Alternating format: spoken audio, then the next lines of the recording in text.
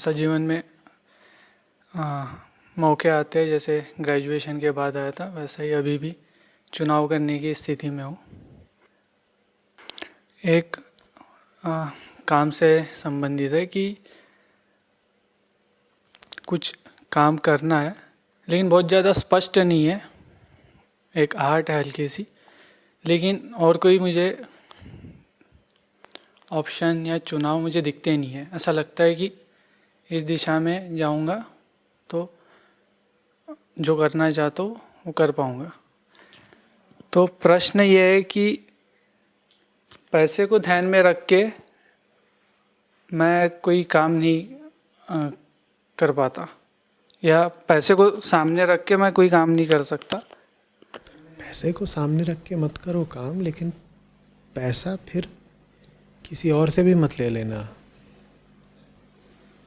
ये बहुत अच्छी बात है और इस बात में बहादुरी जैसी भी लगती है कि भाई मैं पैसे की ओर नहीं देखता।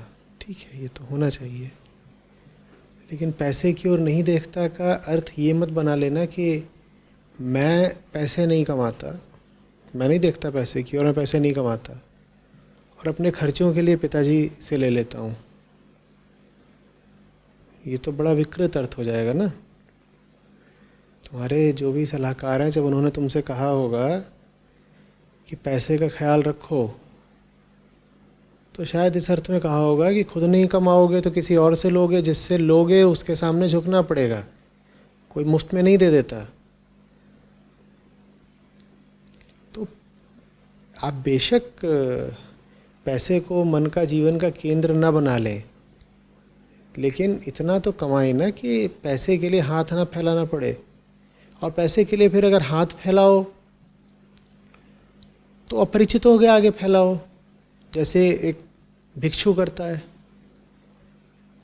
वो जब जा कर के किसी से खाना लेता है तो उसकी कोई शर्त मान कर नहीं लेता है उससे खाना। जब वो भिक्षा लेता है तो आप उसे स्वेच्छा से कुछ दे देते हैं, लेकिन अगर आप उससे ये कहेंगे कि मैं तुम्हें दे रहा हूँ, बदले में तुम मेरी फलाना शर्त मानो, तो वो आपका दिया लेगा ही नहीं। तो आपको अगर मांगना ही है तो अपरिचितों से मांगे।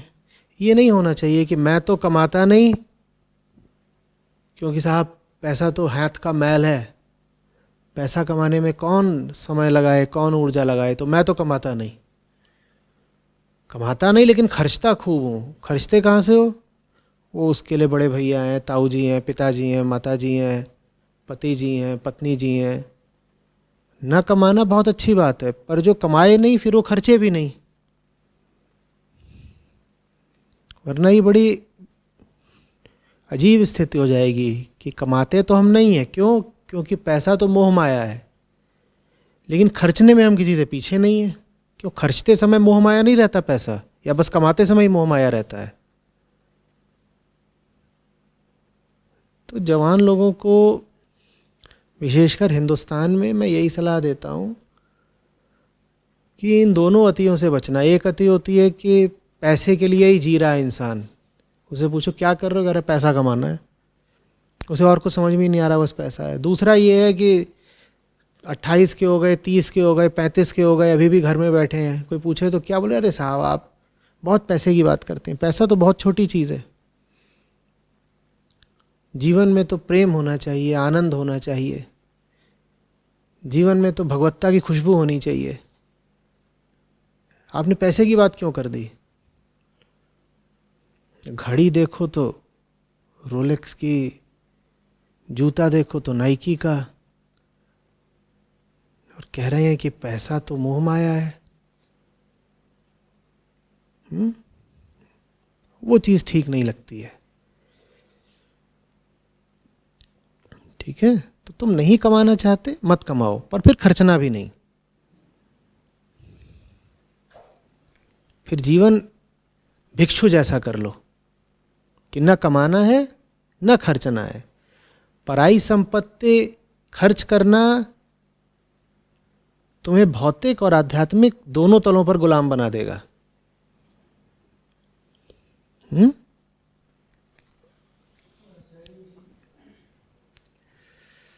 मतलब अभी तक की जीवन शैली ऐसी ही पिछले 2.5 वर्षों से इसी तरह से रखा था कि जितना मुझे मिले उतने में ही मैं काम करूं। बढ़िया है, बढ़िया है।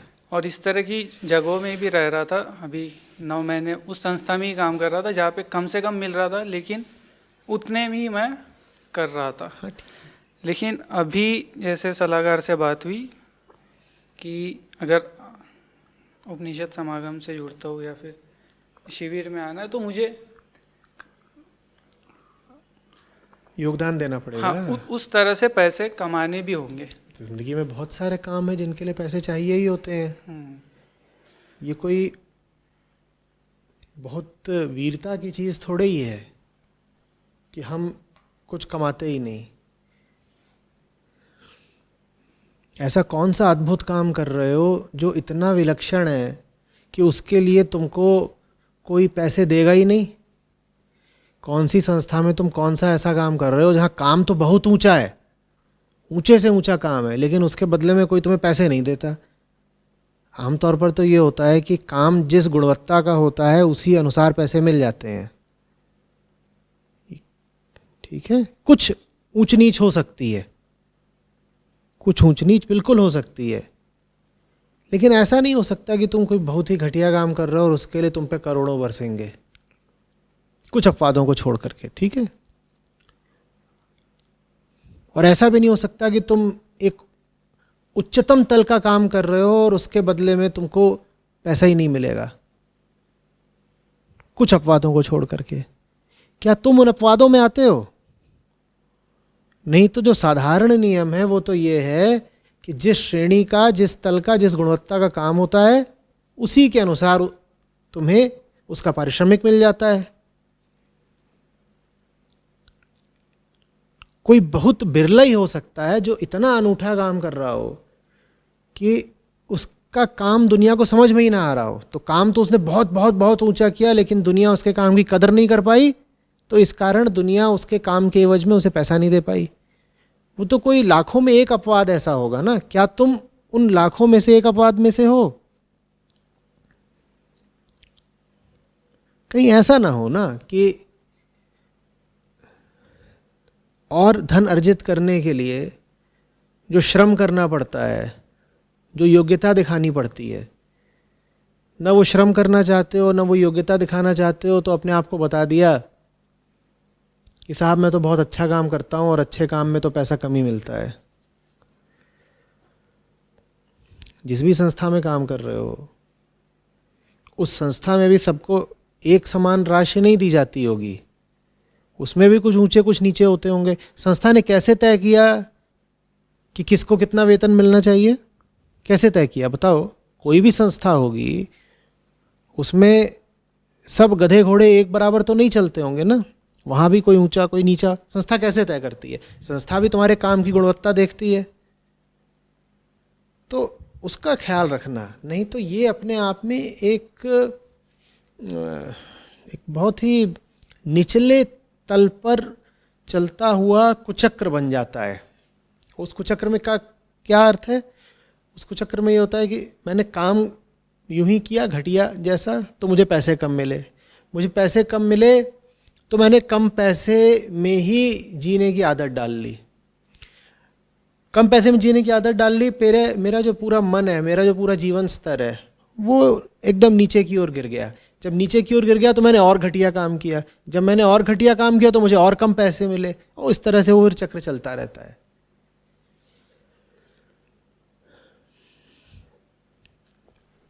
पैसे के पीछे मत भागो, लेकिन आप पैसा नहीं कमा रहे हो इसी बात को अपना तमगा मत बना लो कि दुनिया तो बहुत ही कुटिल लोगों की है, यहाँ पर तो जो सच्चे और सीधे लोग होते हैं वो बेचारे कहाँ कमा पाते हैं पैसा। तर्क समझिएगा, दुनिया कुटिल लोगों की है, यहाँ जो सीधे सरल लोग होते हैं वो पैसा कमा नहीं पाते। अगला वाक्य, हम भी पैसा नहीं कमा रहे हैं, तो निष्कर्ष हम सीधे और सरल हैं। ये तो गजब बात हो गई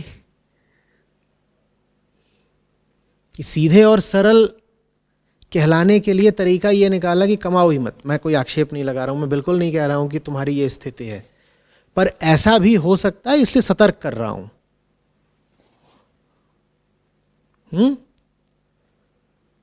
बहुत बार ऐसा हुआ है कि बड़े बड़े सूरमा वीरगति को प्राप्त हो गए, पर इसका मतलब ये नहीं है कि जितने मारे जा रहे हैं सब सूरमा ही हैं।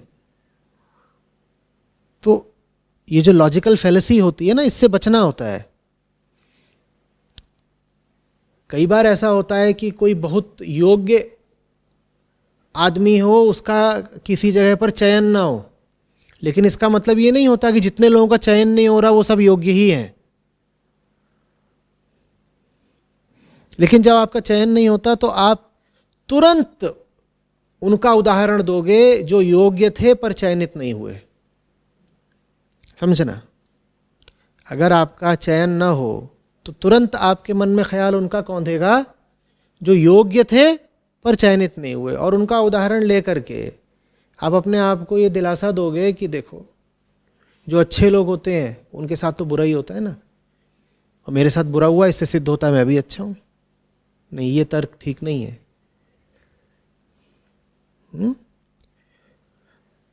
मेरे सामने कोई आएगा, वो बहुत पैसे पैसे की बात करेगा, तो मैं उसको झाड़ूंगा, उसके दिमाग से पैसा उतारूंगा,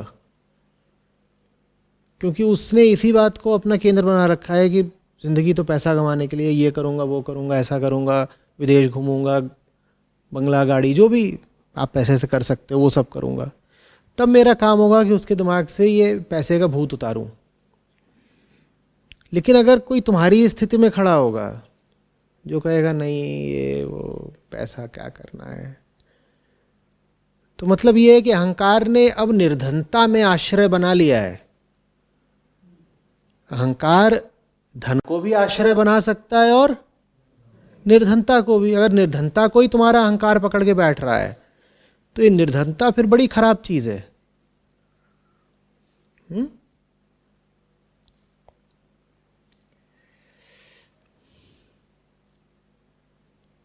ठीक है, फिर कह रहा हूं, मैं बिल्कुल विस्तार में नहीं जानता हूं कि तुम संस्था में क्या काम करते हो, ठीक है, और संस्था तुम्हारी सेवाओं को किस तरह से देखती है, और संस्था तुम्हें तुम्हारी सेवाओं के एवज में कितना पारिश्रमिक देती है, मैं कुछ भी नहीं जानता हूं।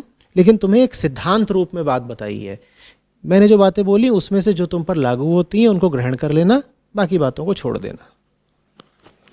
जी आचार्य जी, अभी संस्था में काम नहीं कर रहा हूँ पिछले 2 महीने से, इसीलिए वो चुनाव करना है, मैं ये बोल रहा था। मेहनत का चुनाव करना ही पड़ेगा। कोई ऐसा चुनाव करके तुम बच नहीं सकते अध्यात्म के नाम पर जिसमें मेहनत शामिल ना हो। ये एक सिद्धांत की तरह समझ लो बात। आप जो भी चुनाव करने जा रहे हैं उसमें अगर कोई ऐसा चुनाव है जिसमें मेहनत नहीं शामिल है, और आप कहें कि मैं तो आध्यात्मिक आदमी हूं, मैं काहे को मेहनत करूं, पिताजी की संपत्ति है तो ये अपने आप को आप बेवकूफ़ बना रहे हैं अध्यात्म का सहारा लेके। जवानी मेहनत करने के लिए होती है, ठीक है। तो आचार्य जी ये बात तो समझ में आ गई है कि मेहनत तो करना ही है, काम करना है, उसके बगैर तो मैं उपनिषद भी नहीं पढ़ पाता हूँ। जिस दिन मेहनत नहीं करता हूँ, सिर्फ उपनिषद लेके बैठता हूँ, पढ़ भी नहीं पाता हूँ मैं समझ, और जिस दिन अच्छे से काम किया उस दिन उपनिषद भी बहुत अच्छे से पढ़ पाता हूँ। तो ये बात तो समझ में आ गई है कि मेहनत तो करना ही है, काम करना है। और मतलब इसलिए काम, मतलब अभी बिजनेस का ऐसा सेटअप बना हुआ है कि जिसमें मेहनत कम करके, मतलब मेहनत ठीक ठाक करके पैसे ज़्यादा मिलेंगे, लेकिन उसमें मन बेचैन हो जाता है और मन नहीं करता। कुछ वो बिजनेस कुछ इस तरीके का है क्या जिसमें लोगों को बेवकूफ़ बना रहे हो या पर्यावरण का नुकसान कर रहे हो? किस तरीके का व्यापार है? मतलब गवर्नमेंट कंस्ट्रक्शन है, रोड कंस्ट्रक्शन, हाँ, और इस जैसी चीज़। तो उसमें आपत्ति क्या है तुमको सड़क बनाने में? सड़क बनाने में आपत्ति नहीं है।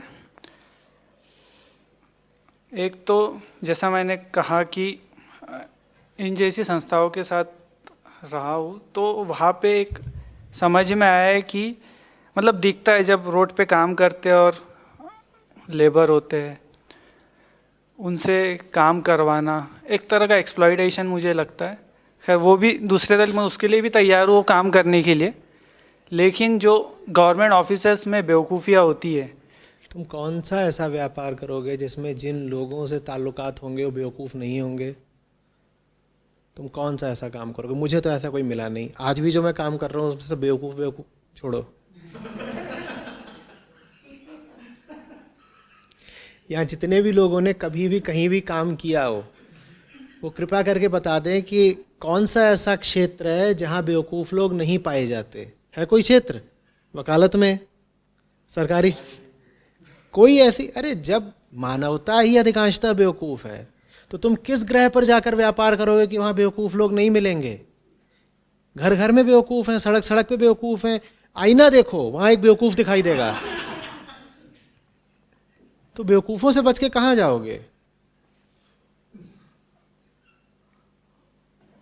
मतलब जो काम 1 घंटे में हो सकता था उस काम के लिए 10 ये सवाल दिन 2 मिनट में ख़त्म हो सकता था, 20 मिनट से खींच रहा है। क्या करूं? तुमको बहुत बुरा लगता है जब वो सड़क बनाने वाला काम जो 1 हफ्ते में हो सकता था 1 महीने में होता है। तुम्हारी जो जिज्ञासा है इसका उत्तर मैं 2 मिनट में दे सकता था, पर बात खींची जा रही है, मैं क्या करूं?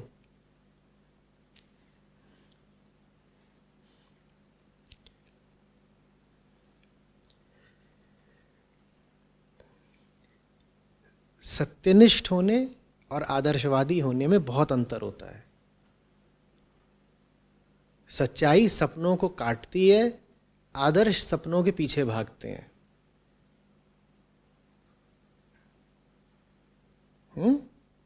और हर आदर्श में कहीं ना कहीं अहंकार छुपा होता है।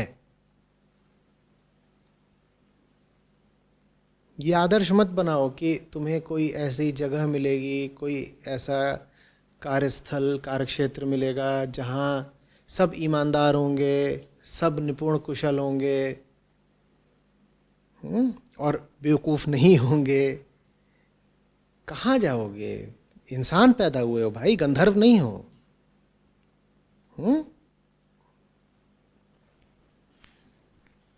साहब बोलते हैं ना, साधो देखो जग पगलाना।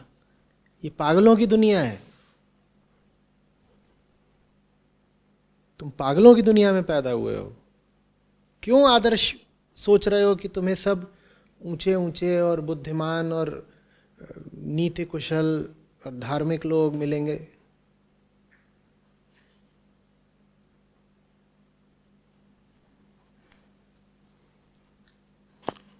तो ये आदर्शवादी बात तो समझ दिख रही है कि वो है मुझ में, कि हाँ कुछ आदर्श ऐसे है मन में आ जाते हैं कि हाँ इस तरह से हो सकता है कि अच्छे और अच्छे इन्वायरमेंट। लेकिन इस तरह से फिर वो दूसरा एक तर्क आ रहा है कि कम से कम बेवकूफ़ियाँ वैसी स्थिति भी तो हो सकती है। हाँ हो सकती है, उसकी ओर आगे बढ़ते रहना होना है।